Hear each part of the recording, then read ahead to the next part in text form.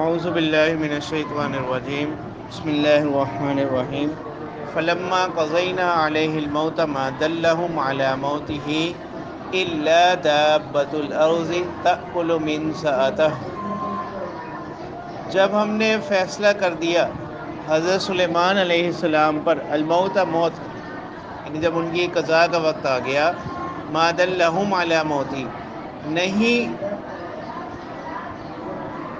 ما دلهم علی موته الا دابۃ الارض، نہیں ان کی رہنمائی کی علی موته حضرت سلیمان علیہ السلام کی موت پر مگر دابۃ الارض، زمین کے کیڑے نے، تأکل من ساعتہ، جو کھاتا تھا ان کی عصا کو، من ساعتہ عصا، لاٹھی، عصا۔ فلما خر تبینت الجن، تو جس وقت سلیمان علیہ السلام گرے، تبینت الجن، تو اب جنات نے جان لیا، ان لو کانوا یعلمون الغیب، اگر وہ غیب کو جانتے ہوتے، ما لبثوا فی العذاب المہین، تو وہ نہ رہتے ذلت والے عذاب میں، سخت عذاب میں۔ اس آیت میں اللہ تعالیٰ ایک خاص واقعے کو بیان فرما رہے ہیں، اور اس میں چند فوائد ہیں۔ ایک تو یہ کہ اللہ تعالیٰ فرما رہے ہیں کہ موت ایک ایسی حقیقت ہے جس سے کسی کو بھی فرار حاصل نہیں، خواہ وہ اللہ کے پیغمبر ہی۔ ظاہری طور پر جو موت ہے، قضا ہے، کل نفس ذائقۃ الموت، تو موت سے کسی کو فرار نہیں۔ اب سلیمان علیہ السلام باوجود یہ کہ اللہ تعالیٰ کے اتنے بڑے نبی، پھر ان کی سلطنت اور بادشاہت اتنی بڑی، پھر ہر چیز ان کے مسخر ہوئی ہوئی ان کے لیے، تو ان کو بھی کیا نہیں ہے، موت سے فرار نہیں۔ تو عام جو شخص ہے اس کو تو موت سے اور بھی زیادہ کیا رہنا چاہیے، ڈرنا چاہیے، ایک بات۔ دوسرا یہ کہ اس قصے میں ایک اس چیز کی نفی مقصود تھی کہ تاکہ لوگ یہ جان لیں کہ یہ جو جنات ہیں یہ غیب کا علم نہیں رکھتے، یہ غیب کا علم نہیں رکھتے۔ تو اب اس کا قصہ یہ ہوا کہ حضرت سلیمان علیہ السلام بیت المقدس کی تعمیر کروا رہے تھے، اور اس کی تعمیر میں ابھی کچھ کام باقی تھا، تو وہ جنات کے ذمہ تھا وہ کام، اور جنات کی طبیعت میں عام طور پر کیا ہے، نافرمانی، سرکشی تھی۔ تو اب حضرت سلیمان علیہ السلام کے روب کے بغیر وہ یہ کام نہیں کر سکتے، تو حضرت سلیمان علیہ السلام نے ان کی نگرانی کے لیے ایک شیشے کا ایک صندوق بنوایا، اور ایک جگہ اپنے بیٹھنے کی بنائی، تو وہاں حضرت سلیمان علیہ السلام وہاں خود چلے گئے۔ اب وہاں بظاہر دیکھنے والے کو ان کو یہی محسوس ہوتا ہے کہ حضرت سلیمان علیہ السلام جو ہے ہماری نگرانی کر رہے ہیں۔ تو اب اللہ تعالیٰ کی طرف سے یہ ہوا کہ اسی دوران حضرت سلیمان علیہ السلام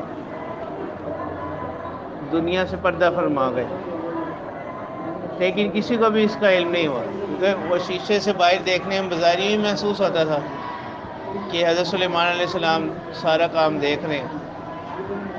تو دوسری طرف یہ ہوا کہ اللہ کے حکم سے ایک دیمک کا جو کیڑا تھا وہ اس حضرت سلیمان علیہ السلام جس عصا کے سہارے تھے، کھڑے ہوئے تھے، وہ اس عصا کو لگ گیا، تو آہستہ آہستہ اس نے اس کو کھانا شروع کیا، یہاں تک کہ جب وہ بالکل کیا ہو گئی، کھوکھلی ہو گئی، ختم ہو گئی، تو پھر وہ اس کا جو سہارا تھا، اس کی قوت طاقت ختم ہو گئی، تو تب حضرت سلیمان علیہ السلام ایک طرف کو گرے، تو تب لوگوں کو معلوم ہوا، اور وہ کام بھی کیا ہو گیا، پورا ہو گیا۔ بعد میں پھر یہ بعض روایات میں آتا ہے کہ ان لوگوں نے اس کا اندازہ لگانے کے لیے ایک عصا لیا اسی طرح کا، اور ایک دیمک کا کیڑا اس پر چھوڑا، تو وہ اس کو ختم ہونے میں تقریباً 1 سال لگا، اس سارے عرصے میں 1 سال لگا۔ تو اس میں یہ چیز مطلوب تھی کہ یہ جو ہے، تاکہ یہ کام ان سے کیا ہو جائے، پورا ہو جائے۔ بعض روایات میں یہ بھی آتا ہے کہ حضرت سلیمان علیہ السلام کی حیات میں ہی یہ کام کیا ہو گیا تھا، پورا ہو گیا تھا. اور یہاں پر یہ آ رہا تو یہ کوئی تعارض نہیں ہے، کیونکہ عام طور پر یہ آتا ہے کہ بڑی بڑی جو تعمیرات ہوتی ہیں ان میں تھوڑے بہت تعمیر کے کام وہ رہ جاتے ہیں آخر میں. جو ایک بڑا کام ہوتا ہے وہ مکمل ہو جاتا ہے، باقی جو تھوڑے بہت کام ہوتے ہیں وہ رہ جاتے ہیں. تو دونوں روایات اپنی جگہ درست ہیں، کہ جن میں ہے کہ حضرت سلیمان علیہ السلام کی حیات میں ہی تعمیر مکمل ہو گئی تھی. تو مراد کی جو اس کی ایک بڑی بڑی تعمیر تھی وہ ان کی حیات میں ہی مکمل ہو گئی. اور جن روایات میں ہے کہ ان کی وفات اسی اس میں ہے کہ وہ تعمیر کروا رہے تھے، اس وقت تعمیر مکمل ہوئی، تو اس میں وہ تعمیر مراد ہے جو تھوڑے بہت کام رہ گئے تھے وہ مراد. تو یہ روایات کے درمیان کوئی تعارض نہیں ہے.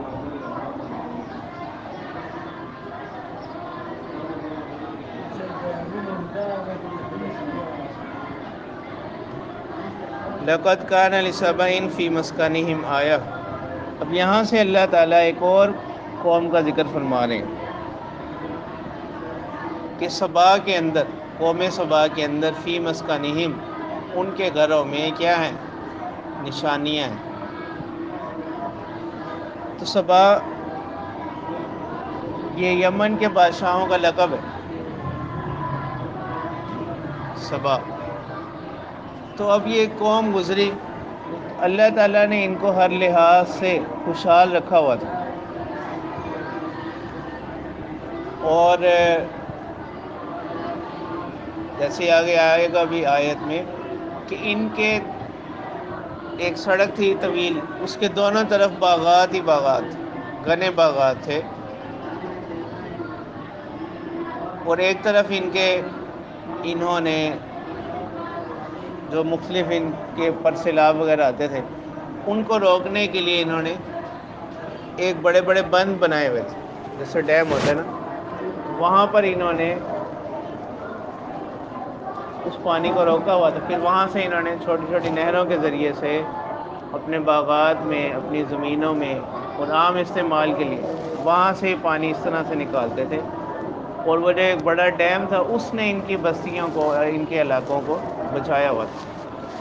لیکن جب انہوں نے اللہ تعالیٰ کی اس نعمت کا شکر نہیں کیا، اس کی ناقدری کی، تو پھر اللہ تعالیٰ نے اسی ڈیم کو، اسی بند کو جو ان کی حفاظت کا سبب اور ذریعہ تھا، اسی کو اللہ تعالیٰ نے ان پر کیا کر دیا؟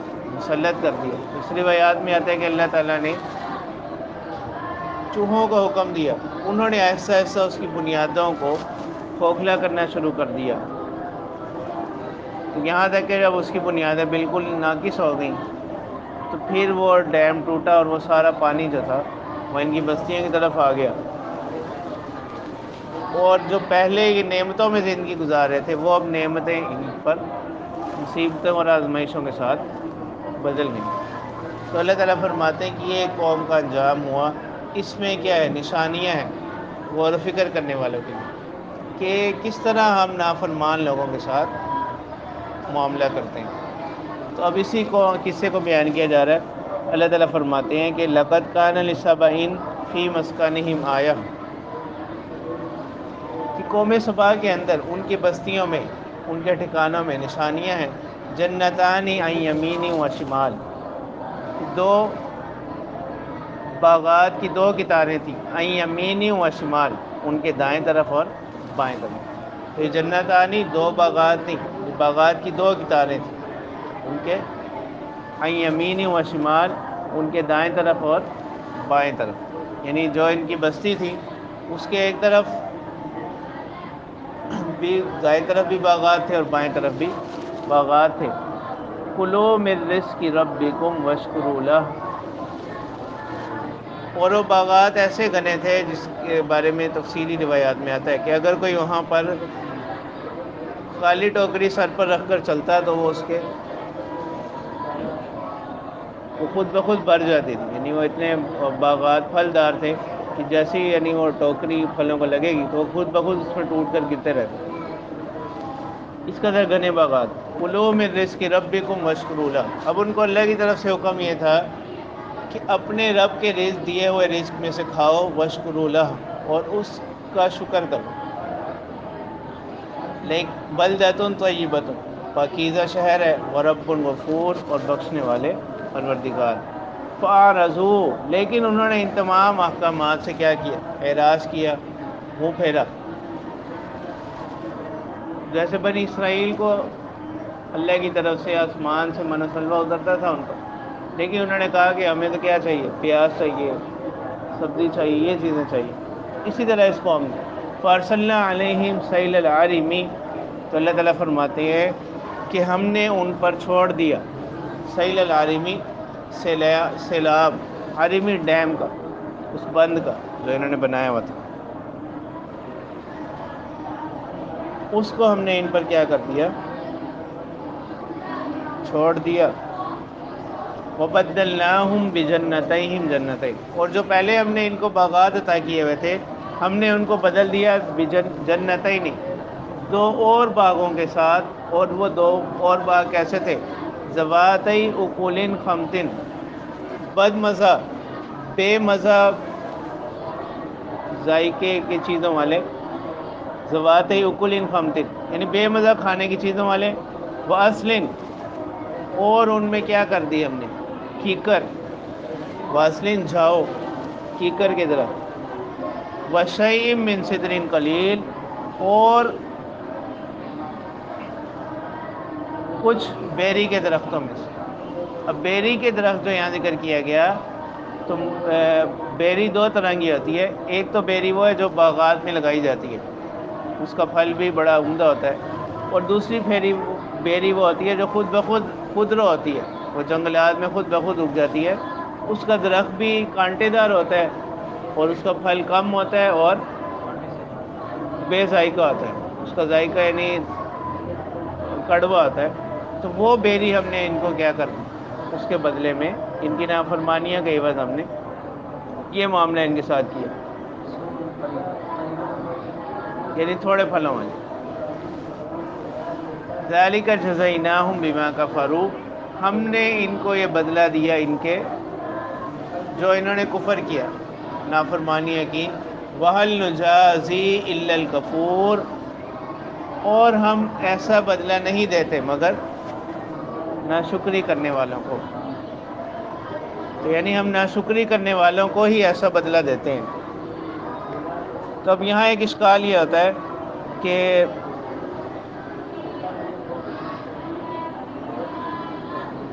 بہت سی روایات میں آتا ہے، اور قرآن کی بہت سی اور آیات میں ہے جہاں پر اہل ایمان کے لیے مختلف سزاؤں کا بیان ہے. ایمان والوں کے لیے مختلف سزاؤں کا بیان ہے کہ ان کو یہ سزا ملے گی، یہ سزا ملے گی. اور یہاں اللہ تعالیٰ فرما رہے ہیں کہ ہم نہیں ایسا بدلہ دیتے مگر کفر کرنے والوں کو. یہ تو بظاہر کیا نظر آتا ہے؟ دونوں طرح کی جو آیات ہیں ان میں تعارض ہے ان کے مضامین میں. تو اس کا جواب یہ ہے کہ یہاں جو جس عذاب کا کہا جا رہا ہے وہ مطلق عذاب مراد نہیں ہے. یہاں پر مطلق عذاب مراد نہیں ہے، بلکہ ایسا عذاب مراد ہے جو خاص ہے کس کے ساتھ؟ کفار کے ساتھ. جو خاص ہے کس کے ساتھ؟ کفار کے ساتھ. مطلق عذاب مراد نہیں ہے. اور ایک جواب اس کا یہ دیا گیا کہ یہاں پر یہ جو کہا جا رہا ہے وَهَلْ نُجَازِي إِلَّا الْكَفُورَ، مطلب یہ ہے کہ جیسا کوئی عمل کرتا ہے اس کے عمل کا بدلہ، اس کے گناہوں کا انجام اسی طرح جو دیا جاتا ہے وہ کفار کے ساتھ خاص ہے. اور مومن جو گنہگار ہوتے ہیں ان کے ساتھ بہت سی مرتبہ کیا کی جاتی ہے؟ ان کی خطاؤں میں ان کو چھوٹ دی جاتی ہے، تخفیف کی جاتی ہے، معافی کی جاتی ہے. تو وہ ایک الگ حکم ہے اور یہ ایک الگ حکم ہے. اور جیسے بعض روایات میں آتا بھی ہے کہ مومن کی جو دنیا میں اس پر بسا اوقات آزمائشیں اور مصیبتیں وغیرہ آتی ہیں، اس سے اس کے جو سیئات ہوتے ہیں یہ کیا، یہ ان کا کفارہ بن جاتا ہے، ٹھیک ہے، کہ ان مصیبتوں کی وجہ سے اللہ تعالیٰ اس کے گناہوں کو معاف فرما دیتے ہیں۔ اور اسی چیز کے اندر ایک اور بات، ایک اور جواب اس کا یہ دیا گیا کہ یہ کلام حقیقت پر محمول ہے، وَهَلْ نُجَازِي إِلَّا الْكَفُورَ، یہ کلام جو ہے حقیقت پر محمول ہے۔ اور جو دوسری جگہ جہاں یہ آتا ہے کہ مومنین کو بھی سزا دی جائے گی،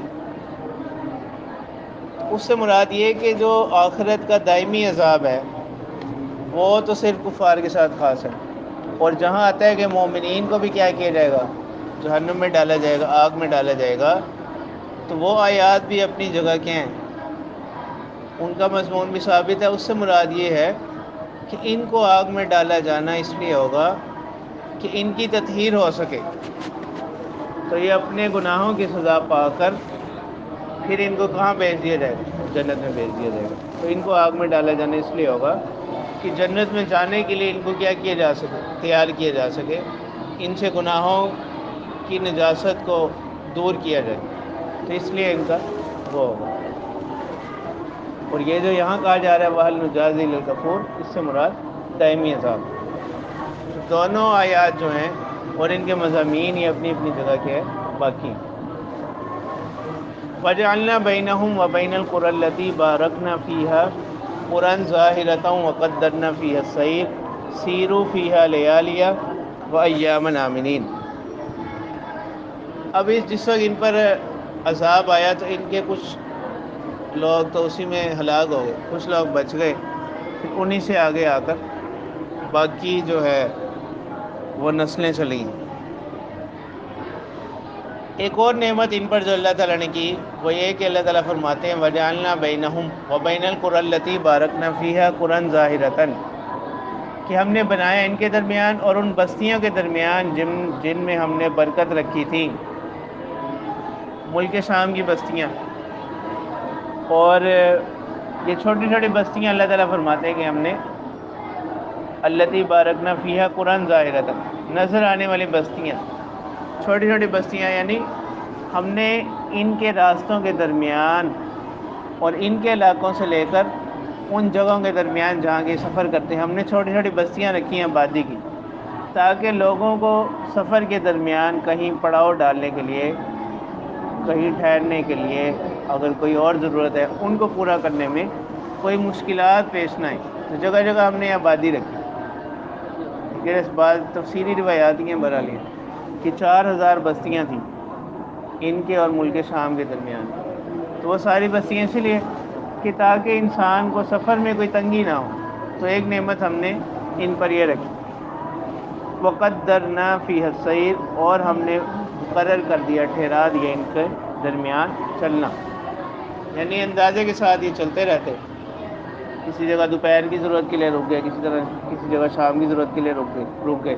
سیروا فیہا لیالیہ وایاما آمنین، تو ہم نے کہا کہ چلو ان بستیوں میں لیالیہ، راتوں کو، وایاما آمنین، اور دن کو امن کے ساتھ، بے خوف ہو کر، کیونکہ جگہ جگہ چھوٹی چھوٹی بستیاں ہم نے رکھی ہیں آبادی والی، لیکن انہوں نے اللہ کی اس نعمت کی بھی قدر نہ کی۔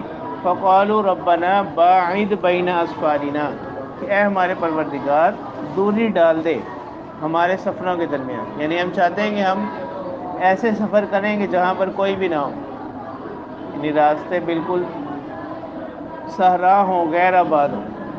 وَظَلَمُوا أَنفُسَهُمْ، اللہ تعالیٰ فرماتے ہیں کہ انہوں نے اپنے نفسوں پر ظلم کیا، ایسے مطالبے کر کر کے اللہ تعالیٰ سے۔ فَجَعَلْنَاهُمْ أَحَادِيثَ، اور یہ لوگ جو اپنے آپ کو اتنا مضبوط سمجھتے تھے، ہم نے اب ان کو کیا بنا دیا، احادیث، قصے بنا دیے، یعنی ان کا کوئی وجود نہیں رہا، صرف وہ کتابوں میں ہی رہ گئے، قصے بن کر رہ گئے۔ وَمَزَّقْنَاهُمْ كُلَّ مُمَزَّقٍ، اور ہم نے ان کو ٹکڑے ٹکڑے کر دیے، ان کے ٹکڑے ٹکڑے کر دیے. ان فی ذلک لآیات لکل صبار شکور. اللہ تعالیٰ فرماتے ہیں کہ اس قصے میں ان فی ذلک لآیات، البتہ نشانیاں ہیں، لکل صبار شکور، ہر صبر کرنے والے اور شکر کرنے والے کے، قدر کرنے والے کے لیے، کہ وہ ان قصوں سے کیا حاصل کرے؟ نصیحت حاصل کرے، عبرت حاصل کرے کہ جب اس کو اللہ کی نعمتیں ملیں تو وہ ان پر ناقدری کی بجائے ان کا شکر ادا کرے، اور اگر کوئی آزمائش اس پر اللہ کی طرف سے آتی ہے تو وہ اس پر صبر کرے. وَلَقَدْ صَدَّقَ عَلَيْهِمْ إِبْلِيسُ ظَنَّهُ فَاتَّبَعُوهُ إِلَّا فَرِيقًا مِّنَ الْمُؤْمِنِينَ. تو اللہ تعالیٰ فرماتے ہیں وَلَقَدْ صَدَّقَ عَلَيْهِمْ إِبْلِيسُ، یعنی سچا ہو گیا ان پر ابلیس، ظنہ اس کا گمان، فَاتَّبَعُوهُ إِلَّا فَرِيقًا مِّنَ الْمُؤْمِنِينَ، انہوں نے اتباع کی ابلیس کی، شیطان کی، الا فریقا من المؤمنین، مگر مومنین کی ایک جماعت، وہ اس کی اتباع سے رکی رہی. وما کان لہ علیہم من سلطان، نہیں حاصل ہو سکا اس کو علیہم ان مومنین پر من سلطان کوئی قدرت. تو اللہ تعالیٰ فرماتے ہیں یہ سب معاملہ اس لیے ہوا الا لنعلم من یؤمن بالآخرۃ، تاکہ ہم کیا کر سکیں؟ ممتاز کر دیں، جان لیں اس کو جو آخرت پر یقین رکھنے والا ہے، ممن ہوا ان لوگوں میں سے، منہا فی شکن، جو کس میں تھے؟ شک میں سے، یعنی ان میں سے ہم ایمان والوں کو جان لیں. وَرَبُّكَ عَلَىٰ كُلِّ شَيْءٍ حَفِيظٌ، اور اے پیغمبر صلی اللہ علیہ وسلم آپ کا پروردگار ہر چیز پر کیا ہے؟ نگہبان ہے، ہر چیز کو دیکھ رہا ہے.